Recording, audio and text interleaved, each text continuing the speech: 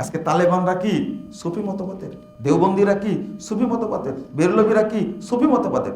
একমাত্র গুটি কয়েক আহলে হাদিস আলহামদুলিল্লাহ তারা তাওহীদের উপরে টিকে থাকার চেষ্টা করছে। আলহামদুলিল্লাহ গোটা দেশ বিরোধী, গোটা দেশ, গোটা পৃথিবী বিরোধী।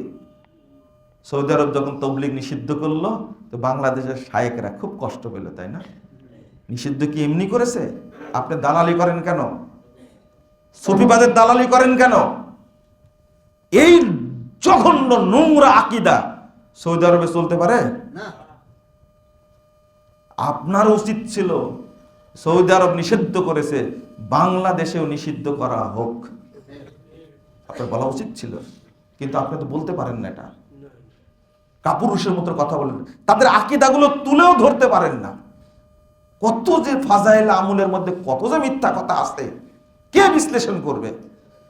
একটা বই লিখে দিলাম তাবলিগের স্বরূপ, আপনারা তো পড়েন না, তাবলিগ করবেন কি করে, বুঝবেন কি করে? একটা ফজিলত মারিয়ে দিল হলো। কেউ যদি জামাতের সাথে সালাত আদায় করে, এক ওয়াক্ত সালাত আদায় করলে তার নেকি হবে 3,35,54,432 গুণ। বুঝেননি কথা? কেউ যদি জামাতে এক ওয়াক্ত সালাত আদায় করে, তাহলে নেকি হবে 3,35,54,432 গুণ। কত হবে ক্যালকুলেটর পারবে না, লেখেন না। তো এত সুন্দর ফজিলত যে তবলিগ মানে এই উৎপাদন করেছে, হ্যাঁ, তো এদের সাথে টঙ্গীর মাঠে যাওয়া যাবে না? শুধু এটা করেছে, এটা কোনো হাদিসে আছে? যারা তবলিগের প্রচার করে তাদেরকে জিজ্ঞেস করবো যে ফজিলতটা কোথায় আছে দেখাও তো। আল্লাহ রাসূল বলেছেন জামাতে সালাত আদায় করলে 27 গুণ বা 25 গুণ সালাত সওয়াব পাবে, তাই না? এটা হাদিস। তো এত নেকি কোথায় পেল? 3 মাস সময় লাগবে এটা মুখস্থ করতে আপনার। বলেন তো কি বললাম আপনি? 3 মাস লাগবে। 26 গুণ, তাই না? ভুল করে ফেলেছি। আপনি আশ্চর্য হবেন, বইয়ে লেখছে যে মক্কাতে সালাত আদায় করার চেয়ে টঙ্গীর মাঠে মক্কাতে সালাত আদায় করলে, কাবায় সালাত আদায় করলে 1 লক্ষ গুণ নেকি বেশি পাওয়া যায়, আর টঙ্গীর মাঠে সালাত পড়লে 1 কোটি গুণ বেশি সওয়াব হয়। ঈমান আছে ওর ভিতরে? তুলনা করা যাবে? শুধু গাঁজা খাইছে না, ওর সাথে আরো কিছু মিশা খাইছে, তাও নাম দিছে মুফতি। নাম দিছে মুফতি। কে বলবে এইগুলো? বলেন না কেন? মুজাফফর বললেই দোষ, তাই না? মুজাফফর বললেই দোষ। এই দোষ করেই যাবো ইনশাআল্লাহ, মরার আগ পর্যন্ত ইনশাআল্লাহ। আশ্চর্য কথাবার্তা। আরে কাবা ঘরে সম্মান নষ্ট করবে এক প্রফেসর গাধাকে বলছি, আপনি কি বিশ্বাস করেন যে টঙ্গীর মাঠে সালাত আদায় করলে 1 কোটি গুণ বেশি নেকি হবে, আর মক্কায় সালাত আদায় করলে 1 লক্ষ গুণ বেশি সওয়াব হবে? তো বলছে আল্লাহ তো দিতেও পারে। কি প্রফেসর বলেন তো দেখি? এর মাথায় গোবরও নাই, গোবর দ্বারা অনেক কিছু হয়, এর মাথায় তাও নাই। তবলিগ করতে যায় প্রতিবন্ধী বানায় দিছে। ও মানসিক প্রতিবন্ধী, বুদ্ধি প্রতিবন্ধী, ওর ভিতরে কিচ্ছু নাই। কিভাবে কথাটা বললো? কিভাবে বললো? আল্লাহ তো দিতেও পারে। ওকে যদি বলা হয় যে লা নাবিয়্যা বাদি ইল্লা ইয়াশা আল্লাহ, আল্লাহর নবীর পরে, মুহাম্মদ সাল্লাল্লাহু আলাইহি সাল্লামের পরে কোনো নবী আসবেন না, ও খাটায় বলবে, আসতেও তো পারে। বলতে পারেন না? বলতে পারে না? তাই যদি না হবে, তো ইলিয়াসে তবলিগ এত গুরুত্ব দিতে হবে? ওর মাথায় কি আছে তাহলে? যেটা মিথ্যা জাল হাদিসে পরিপূর্ণ। বলতে গেলে জাল পাওয়া যায়, বলতে গেলে জাল পাওয়া যায়, আর বললেই সমস্যা। চলেন, আমি এটা বলতে চাই না আসলে, মাঝখানে বলে দিলাম তাই। সেটা হলো তাগুত। 1 নম্বর খেয়াল করেন, একটা মূলনীতি বলবো। মান সাহাহা মাযহাবাল কুফফার ওয়াল মুশরিকিন ফাহুয়া কাফির। মূলনীতি। ঈমান ভঙ্গের যতগুলো কারণ আছে তার মধ্যে এটা একটা। যে ব্যক্তি কাফের মুশরিকদের, বেদিনদের কোন মতবাদকে সঠিক মনে করবে সে কি কাফের। তো যারা বাংলাদেশে আপনারা যারা এই যে রাজনৈতিক পচা বস্তা পচা দুর্গন্ধযুক্ত নোংরা এর সাথে যারা আপনারা জড়িত,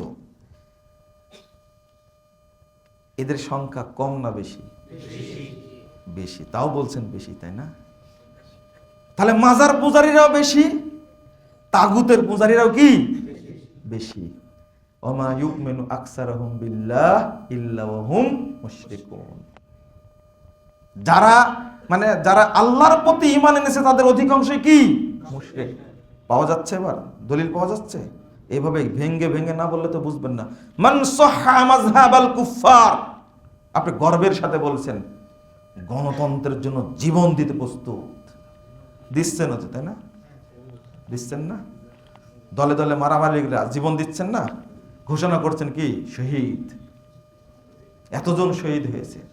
শরম লজ্জা হায়া বোধ বুদ্ধি কিছুই নাই। শহীদ হইল কি করে সে? আপনি ঘোষণা করলেন শহীদ, কি করতে গিয়ে শহীদ হয়েছে সে? এই পচা তন্ত্র এটাকে প্রতিষ্ঠিত করার জন্য শহীদ হলো। এই মুশরিকি আকীদা, এই কুফরি মতবাদ প্রতিষ্ঠার জন্য শহীদ হয়ে গেল, আর বললেন সে শহীদ হয়ে গেছে। সি সি সি, লজ্জা শরম করেন। এটাই হলো তাগুত। তাগুত শব্দের অর্থ কি কে বলতে পারবেন? যে বলতে পারে তাকে পুরস্কার দেব। ভুল বলেছেন, এগুলো বুঝতে চাই না আমি। সঠিক ভাষায় বলেন, একবার পরিষ্কার। ভুল হলো, সে আমার ভুল হলো, ভুল হলো। এদিকে শুনেন, হয়নি? তাহলে তাগুত উৎখাত করা যাবে না। আপনাদের মতো দাঁতহীন লোক দ্বারা হবে না। এটা সবই তো বাংলাদেশের আইন বলেন, বিচার বিভাগ বলেন, সিভিল প্রশাসন বলেন, প্রশাসন বলেন, যত আছে সব কারো চোখও নাই দাঁতও নাই, এরা কিছুই করতে পারে না। তা আপনাদের অবস্থা তাই। সাধারণ মুসলিম যারা, তাদের মধ্যে যে তাগুদের অর্থ না জানা থাকে, শোনেন, তাগুত অর্থ শয়তান বলছে, আমরা শয়তান না দরকার নাই। তাগুত মানে হলো আল্লাহ বিরোধী আইন। আল্লাহ বিরোধী কি আইন? এক, যারা এই আইন তৈরি করে এবং রচনা করে তারাও কি তাগুত। মনে থাকবে? মনে না থাকলে এর আগে এরপরে যখন আসবো কিন্তু অপমান করবো কিন্তু। ভালো করে শোনে, ভালো করে এটা জানাই লাগবে। শিরিক মানে কি জানেন না? কি এটা তো জানেন আলহামদুলিল্লাহ। তাগুত মানে জানেন না কেন? বলছেন সীমা লঙ্ঘন। এটা শাব্দিক অর্থ। এই সীমা লঙ্ঘন করতে করতে তো কিয়ামত পার করে দিলেন আপনারা, মরেই তো যাবেন, কিন্তু বুঝলেন না তো। বুঝেন আবার, তাগুত শব্দের অর্থ হলো কি আল্লাহ বিরোধী কি আইন। দুই, এই আইন যারা রচনা করে এবং যারা পরিচালনা করে তারা কি? মনে থাকবে? তাহলে এদেরকে বর্জন না করা পর্যন্ত ঈমান ভিতরে আসবে না। এত সুন্দর করে, এর চেয়ে ভালো করে আমি আর বুঝাতে পারবো না। প্রথম কথা, মান সাহহা মাযহাবাল কুফফার, আয়াতগুলো আগে পেশ করেছি, শুধু মূলনীতি বলে দিলাম। ইসলাম ব্যতীত অন্য কোন মতবাদকে কেউ যদি সঠিক মনে করে, জায়েজ মনে করে, ফাহুয়া কাফের। সে কি?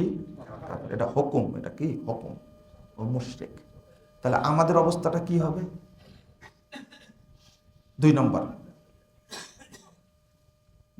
সময় শেষ হয়ে গেছে। দুই নম্বর, যে ব্যক্তি মুহাম্মদ সাল্লাল্লাহু আলাইহি ওয়াসাল্লামের আদর্শের চেয়ে অন্য কোনো ব্যক্তির আদর্শকে শ্রেষ্ঠ মনে করবে সে কি? কাফের। বুঝেন না মনে হয়? পৃথিবীতে কার আদর্শ মানতে হবে এটা আল্লাহ বলে দিয়েছেন না? লাকাদ কানা লাকুম ফি রাসূলিল্লাহি উসওয়াতুন হাসানাহ। আল্লাহ বলেন ফালা ওয়া রাব্বিকা লা ইউমিনুনা হাত্তা ইউহাক্কিমুকা ফীমা শাজারা বাইনাহুম সুম্মা লা ইয়াজিদু ফি আনফুসিহিম হারাজা ওয়া ইউসাল্লিমু তাসলিমা। আল্লাহ পরিষ্কার বলে দিচ্ছেন, মুহাম্মাদের ফয়সালা ছাড়া অন্য কোন লোকের ফয়সালা গ্রহণ করলে সে আর মুমিন থাকবে না। সোজা কথা। নাম্বার 3 হলো যে ব্যক্তি আল্লাহর রাসূলের আনিত কোন বিধানকে যে ব্যক্তি ঠাট্টা মশকরা করবে সে কাফের। কেমন ঠাট্টা করে? ব্যঙ্গ করে, খুবই ব্যঙ্গ করে। যেমন এরকম দাড়ি রাখতে হবে না, বকরির মতো লাগছে, বলে না? আপনার বাপ বললেও আপনার বাপ কাফের। ভালো করে শোনেন, এটা হাসি খেলার ব্যাপার না, কাফের। টাকনুর নিচে প্যান্টটা উঠায় টাকনুর উপরে পড়েছে, তখন বলছে তোর প্যান্টটা ছোট হয়ে গেছে, তোর বাপের টাকা নাই। এর কাকে ব্যঙ্গ করলো? সুন্নাতকে ব্যঙ্গ করলো। এ কিন্তু মুসলমান না, এ কি? কাফের। খুব খুব কঠিন বিষয়। পর্দা করে একটা মহিলা, যদি খালি ওকে ট্রিট করেন আপনি, কি এরকম ভূতের মতো লাগে, আপনি কাফের। খুব সাবধান, এটা খুব জটিল ব্যাপার। কিন্তু এটা কুরআন সুন্নাহর কোনো একটা অংশকে কি করা যাবে না? ব্যঙ্গ করা যাবে না। ও কাফের, মুরতাদ। কি হয়ে গেল? মুরতাদ হয়ে গেল। আস্তাগফিরুল্লাহ, আস্তাগফিরুল্লাহ। যখন ব্যঙ্গ করেন 4 নম্বরে তখন বিদ্বেষ তৈরি হয়। কি তৈরি হয়? বিদ্বেষ। দাঁড়িয়ালা কোনো কেউ যদি বিসিএসে ভাই ভাবিতে যায়, যারা বসে থাকে ঠাকুরগুলো, ওদের ইচ্ছাই থাকে এই দাঁড়িয়ালা মুন্সি যেন একজন না ঢোকে। এরা হলো বিদ্বেষ। উল্টা পাল্টা প্রশ্ন করে যতই ভালো ছাত্র হোক শেষ করে দিবে। বাংলাদেশটা চালাচ্ছে গুটি কয়েক শয়তান, এরা হলো নাস্তিক।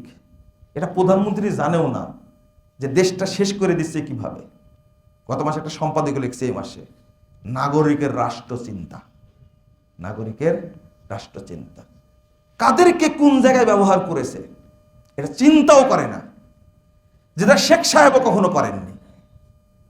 এমনকি ইসলামিক ফাউন্ডেশনে যাকে বসানো হয়েছে, একটা মরে গেছে আর একটা বসেছে, এখানে যেটা বসে আছে ওই ওখানে বসে থেকে কিভাবে ইসলামের গোড়া কাটা দেয় সেই কাজ সেও করছে ওখানে বসে বসে। আপনি ভাবতে পারেন, প্রত্যেকটা স্তরে স্তরে গুটি কয়েক, বেশি না, সারা পৃথিবী শাসন করছে ইহুদি শয়তানগুলো, অভিশপ্তগুলো। অত সংখ্যায় কি? গুটি কয়েক।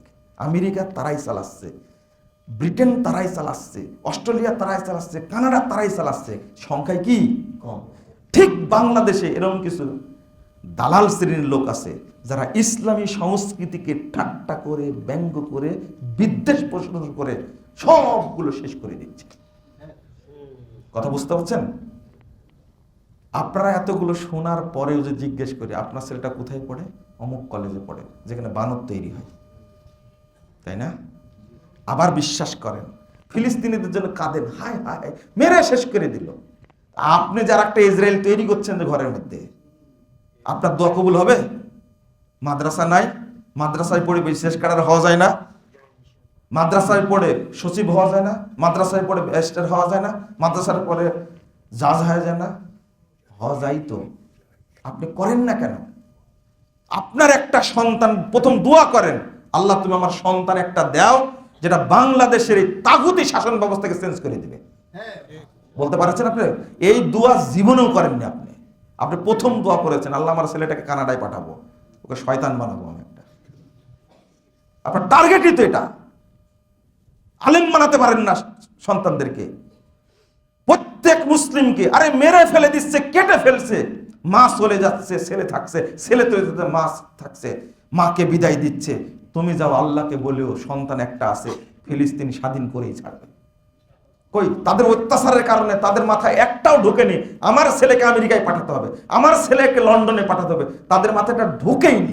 তাদের চিন্তা হলো ফিলিস্তিনকে কিভাবে স্বাধীন করব। ছোট থেকেই মেজাজ তৈরি হয়। আর আজকে 95% মুসলিমের দেশে সবগুলো নাস্তিক পয়দা হচ্ছে বাড়িতে বাড়িতে। কেন? মাদ্রাসা শিক্ষা শিক্ষিত করতে পারেন না?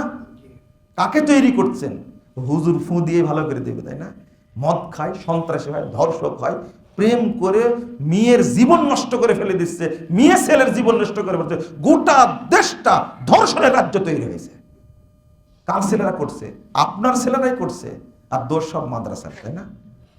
সব মাদ্রাসার দোষ। আর বলে ভিক্ষা করে খাবে। ভিক্ষা করে কারা খায়?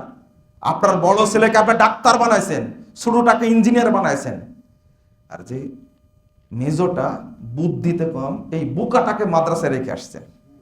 বলছে যা রেখে বাড়ি বুড়ি ঠিক করবে, ওই 1 বছর পরে পরের বছর ভিক্ষা করে বেড়াবে। প্রথমে লিখছেন বেতন ফি মওকুফের আবেদন।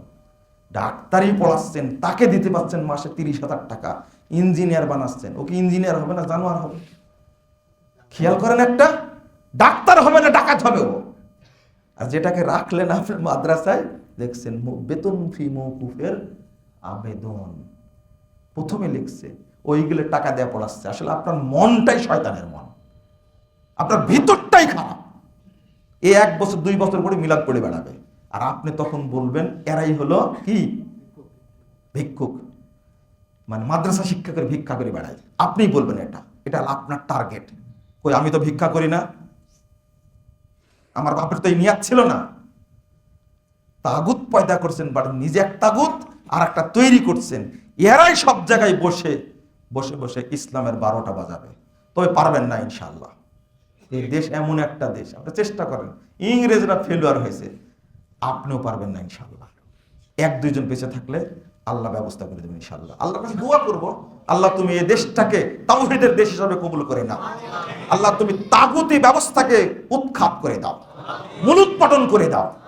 এখানে যেন তাওহীদি ব্যবস্থা চালু হয়, বলেন আমিন। কিছু না করতে পারেন আল্লাহকে বলবেন, আল্লাহ তুমি আমার দেশটাকে পূর্ণাঙ্গ ইসলামিক দেশ হিসেবে কবুল করে নাও। বলতে পারবেন না এটা? আল্লাহ যেন আমাদের বোঝার তৌফিক দান করেন, আমিন। আল্লাহ যেন তাগুত থেকে আমাদের মুক্ত করেন, আমিন ইয়া রাব্বাল আলামিন। বারাকাল্লাহু ফিকুম।